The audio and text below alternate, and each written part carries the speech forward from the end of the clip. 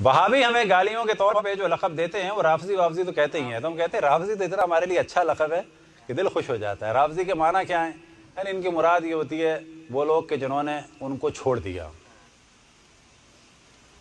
ان کو چھوڑ دیا۔ ہم کہتے ہیں یہ تو آپ ہماری فضیلت بیان کر رہے ہیں۔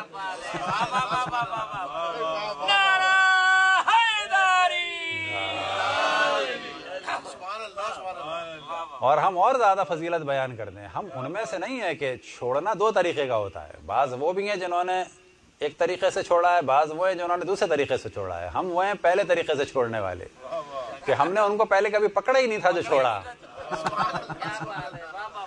تو یہاں پہ کہا جائے گا دیکھا ہی نہیں ان کی جانب، اللہ سبحانہ و تعالیٰ کا شکر ہے۔ لیکن اگر کسی نے کبھی پکڑا ہوا تھا اور چھوڑ دیا تو وہ اور زیادہ۔ تو اللہ ان تمام اقسام کے چھوڑنے والوں کے درجات کو بلند سے بلند فرمائے۔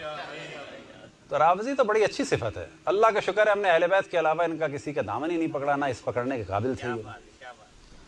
تو ایک تو ہمیں کہتے ہیں وہ رافضی، ایک ہمیں وہ کہتے ہیں صفوی۔ صفوی کیوں کہتے ہیں؟ کہ تمام ائمہ کے روضے صفویوں نے بنوائے تھے، بادشاہوں نے، یہ سادات موسوی کے تھے۔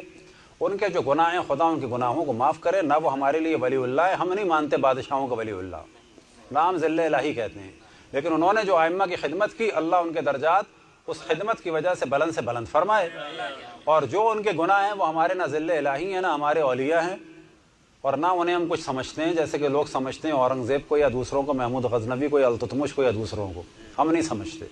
لیکن جو ان کے گناہ ہیں اللہ معاف کرے، جو انہوں نے خدمت کی اس خدمت کے لیے ان کو ہم یاد رکھتے ہیں، اللہ ان کے درجات کو بلند سے بلند فرمائے، بر محمد وآل محمد صلی اللہ علیہ وسلم۔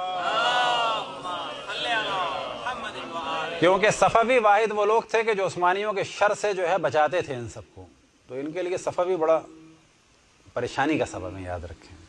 تو یہ لوگ بعض دفعہ کہتے ہیں رافضی، بعض دفعہ کہتے ہیں صفوی۔